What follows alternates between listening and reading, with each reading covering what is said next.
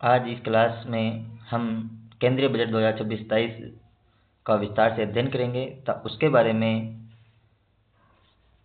उसके बारे में महामैराथन क्लास ये होने वाली हैं। तब उसका विस्तार से अध्ययन करेंगे। तब बजट 2026-27 में सरकार के द्वारा क्या प्रस्ताव लाए गए हैं तथा कौन कौन सी योजनाएं सरकार के द्वारा प्रारंभ की गई हैं, उनका हम जानेंगे। सर्वप्रथम हम बजट के बारे में अध्ययन करेंगे। बजट क्या होता है, फिर बजट से संबंधित शब्दावलियों का अध्ययन करेंगे। फिर 2026-27 में जो सरकार द्वारा नवीनतम योजनाएं हैं, नवीनतम क्या क्या फैक्ट हैं 2026-27 में बजट में, उनका अध्ययन विस्तार से करेंगे। ये क्लास बहुत ही आपके लिए महत्वपूर्ण होने वाली है। इसको ध्यान से सुनें।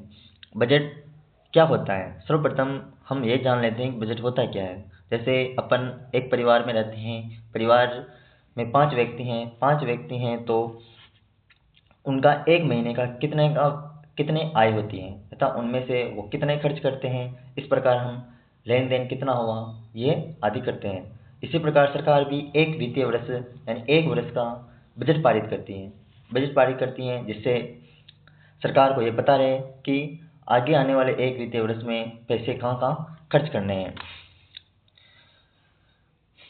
बजट का संविधान में कोई उल्लेख नहीं मिलता है, लेकिन बजट में अनुच्छेद 112 में वार्षिक वित्तीय विवरण का उल्लेख संविधान में मिलता है और सर्वप्रथम प्रत्येक वर्ष इसे संसद की लोकसभा में प्रस्तुत किया जाता रहा है।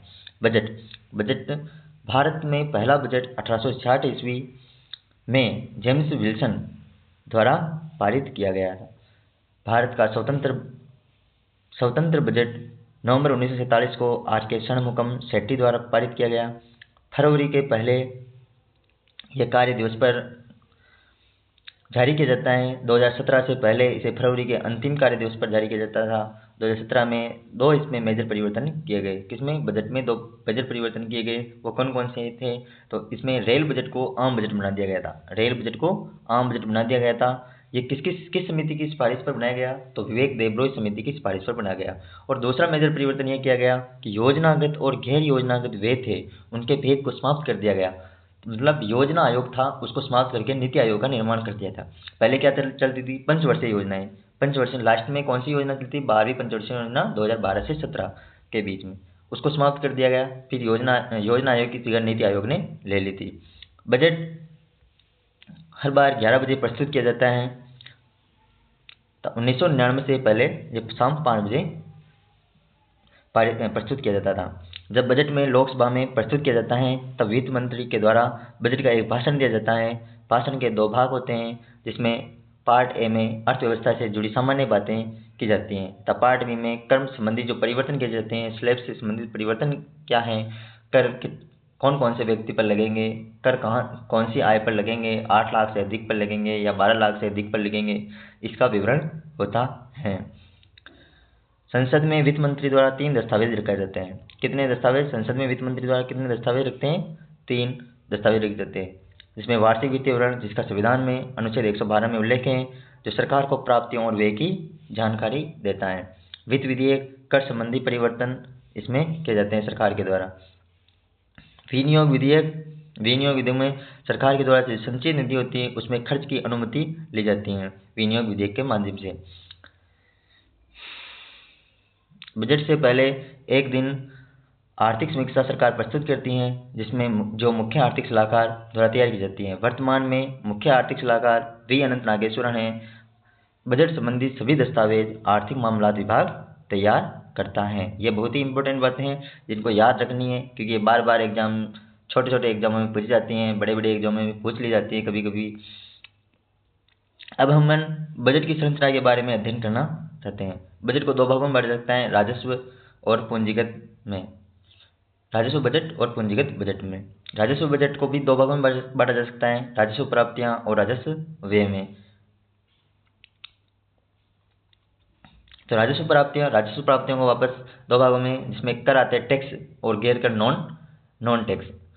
टैक्स भी 2 प्रकार के होते हैं। प्रत्यक्ष कर, प्रत्यक्ष में कौन कौन से आय कर हैं, निगम कर हैं, जैसे आते हैं। और अप्रत्यक्ष कर में जीएसटी जो 2017 में लागू हुआ था जुलाई में, उसके बारे में अप्रत्यक्ष कर जो कर में आता है, ये राजस्व प्राप्तियों में अंतर्गत आता है। और गैर कर में जो सरकार के द्वारा जो बेची गई कौन कौन सी वस्तुएं हैं, उनसे कितना राजस्व प्राप्त हुआ है, प्राप्त किया गया लाभ और लाभांश, सरकार के द्वारा किसी भी पीएसयू इसमें लाभ कितना प्राप्त किया गया, कंपनी में कितना लाभ प्राप्त किया गया, और सरकार के द्वारा प्राप्त किए गए अनुदान और प्राप्त ब्याज, यह सरकार के गैर कर हैं। जो सरकार के राजस्व प्राप्तियां हैं वो सरकार के भंडार को बढ़ती हैं।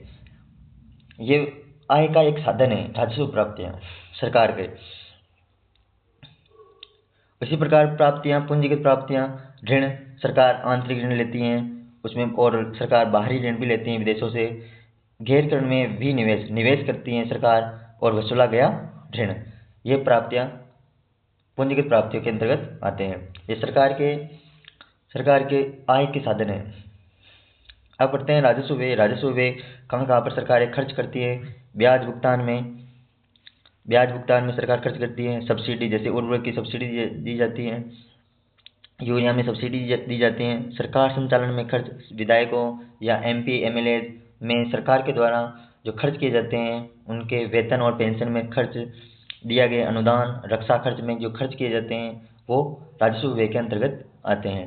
पूंजीगत व्यय के अंतर्गत सरकार के द्वारा दिए गए नए ऋण आते हैं। जो चुकाया गए ऋण, सरकार के द्वारा चुकाए गए ऋण है, इसमें आते हैं। आधारभूत ढांचे का निर्माण करना हो तो पूंजीगत व्यय के अंतर्गत गिना जाता है। नए पीसीयू का निर्माण करना हो, सार्वजनिक निर्माण क्षेत्र का निर्माण करना हो, रक्षा क्षेत्र में इसका उपयोग राजस्व पूंजीगत व्यय के अंतर्गत आता है। अपन ऊपर चर्चा कर चुके हैं, लेकिन बजट का हम विस्तार से अध्ययन करते हैं। तो बजट के दो भाग होते हैं, जिसमें राजस्व और पूंजीगत बजट होता है। सर्वप्रथम हम पूंजीगत बजट के बारे में जानते हैं। पूंजीगत बजट सरकार के लेन देन तथा परिसंपत्तियां व देयताएं को प्रभावित करता है। परिसंपत्तियां मतलब एसेट्स और देयता मतलब लायबिलिटीज को प्रभावित करता है। पूंजीगत व्यय में सरकार की एसेट्स, परिसंपत्तियां तो बढ़ती हैं और लायबिलिटीज कम होती हैं। और पूंजीगत प्राप्तियों में एसेट्स कम होता है, परिसंपत्तियां तो घटती हैं और लायबिलिटी देयता में वृद्धि होती है। राजस्व बजट की बात करते हैं तो राजस्व बजट में सरकार के लेन देन व परिसंपत्तियों और देयताओं से कोई प्रभावित नहीं होता है। राजस्व बजट को भी दो भागों में बांटा गया है, राजस्व व्यय और राजस्व प्राप्तियां। राजस्व व्यय में सरकार के उपभोग का व्यय किया जाता है। सरकार के कहाँ कहाँ पर उपभोग किया गया है, व्यय किया गया है। इससे एसेट्स व लायबिलिटीज अप्रभावित रहती हैं। इसमें एसेट्स और लायबिलिटीज अप्रभावित, मतलब परिसंपत्तियां और देयताएं अप्रभावित रहती हैं। राजस्व प्राप्तियां सरकार की आय होती हैं, ये सरकार की आय होती हैं। एसेट्स और लायबिलिटीज इसमें भी अप्रभावित रहती हैं। नॉट इम्पोर्टेंट है बहुत ही। पूंजीगत व्यय को अच्छा माना जाता है, जबकि राजस्व व्यय को अच्छा नहीं माना जाता है। बजट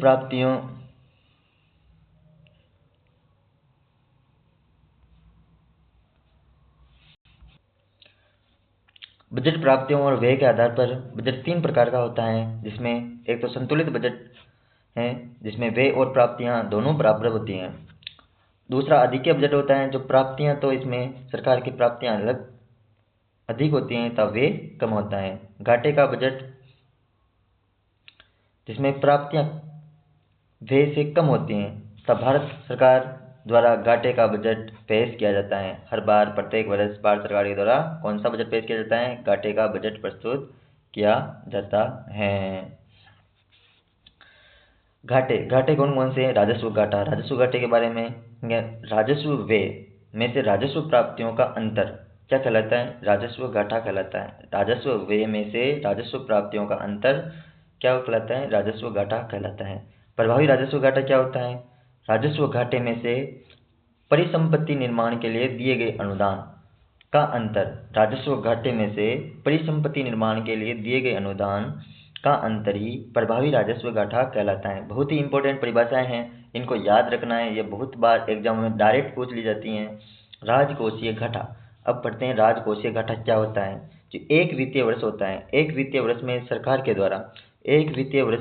के द्वारा सृजित कुल देयताएं, एक वित्तीय वर्ष में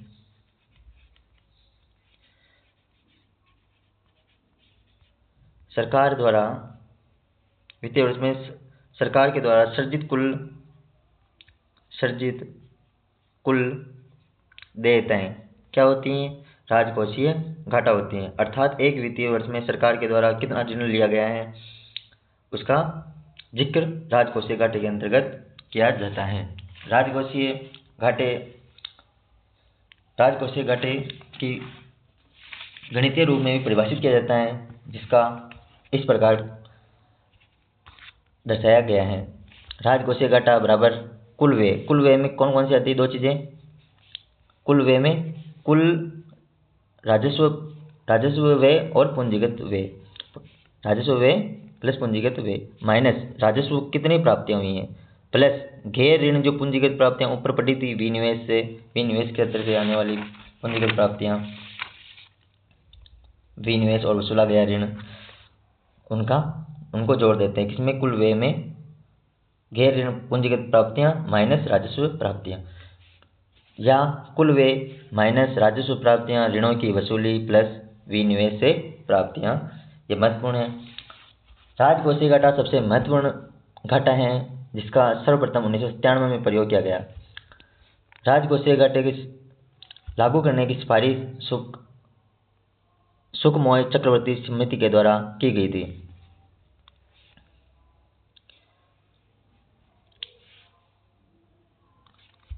इससे पहले बजट घाटे का प्रयोग किया जाता था, जिसमें कुल व्यय माइनस कुल प्राप्तियों का अंतर ज्ञात किया जाता था।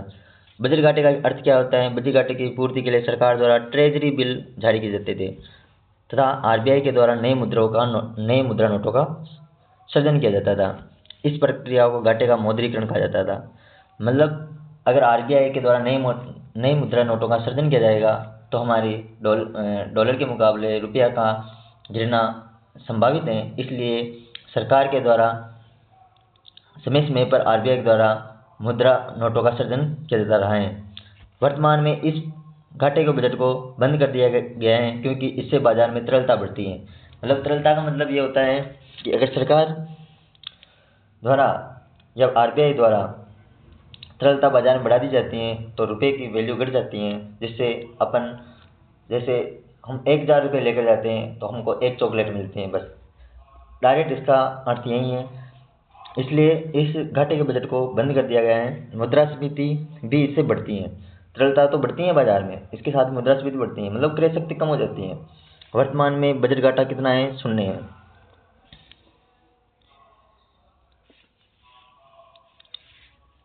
अब बढ़ते हैं प्राथमिक घाटा। प्राथमिक घाटा क्या होता है? प्राथमिक घाटा राजकोषीय घाटा माइनस ब्याज भुगतान। यह इस बात का संकेत है कि राजकोषीय घाटे का कितना भाग पुराने ऋणों के ब्याज भुगतान में प्रयोग किया जा रहा है। कुछ मात्रा में राजकोषीय घाटा होना चाहिए परंतु इसका पूंजीगत व्यय पर खर्च हो। अधिकता राजकोषीय घाटे की जो अधिकता है अर्थव्यवस्था के लिए नकारात्मक मानी गई है।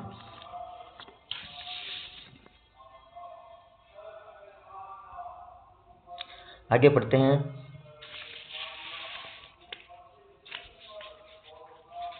ऋणार्थ प्रबंधन और घाटे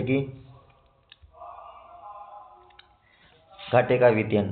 ऋणार्थ प्रबंधन क्या होता है? घाटे का वित्तीयन किस प्रकार किया जाता है? सरकार द्वारा जानबूझकर घाटे का बजट प्रस्तुत किया जाता है। सरकार द्वारा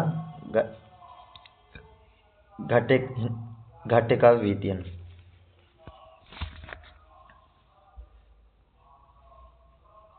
घाटे का वित्तीयन क्या होता है? सरकार के द्वारा जानबूझकर घाटे का बजट प्रस्तुत किया जाता है जिससे पूंजीगत खर्चों में वृद्धि की जाए। पूंजीगत खर्चों में वृद्धि हो, आधारभूत ढांचों का निर्माण हो, जिससे रोजगार सृजित हो। इसलिए सरकार के द्वारा हर बार घाटे का बजट प्रस्तुत किया जाता है। इसकी अवधारणा, घाटे का वित्तीयन की अवधारणा या ऋणार्थ प्रबंधन की अवधारणा J.M. केन्स के द्वारा दी गई थी, जो अमेरिका के इकोनॉमिक्स थे। अब पढ़ते हैं अपन राजकोषीय समेकन। राजकोषीय समेकन क्या होता है? राजकोषीय समेकन घाटे का अधिकतमीकरण। राजकोषीय घाटे को नियंत्रित करने के लिए राजस्व के अधिकतमीकरण तथा व्यय के युक्तिकरण तथा ऋण के प्रभावी प्रबंधन का प्रयोग करना ही राजकोषीय समेकन है। इसके बाद सरकार के द्वारा एफआरबीएम एक्ट राजस्व एफआरबीएम एक्ट 2003 में लाया गया, जिसका उद्देश्य या लक्ष्य राजकोषीय घाटे को नियंत्रित करना था। राजस्व घाटा, उसमें लक्ष्य रखा गया था 3% ऑफ जीडीपी का 3% होना चाहिए राजकोषीय घाटा तो। और राजस्व घाटा कितना होना चाहिए? 0%। राजकोषीय घाटा कितना होना चाहिए? 3%। और राजकोषीय घाटा तो 3%। और राजस्व घाटा कितना होना चाहिए? 0%। इसमें गलती मत कर देना, ये क्वेश्चन बार बार पूछा जाता है। अपन अब बजट का अध्ययन करते हैं।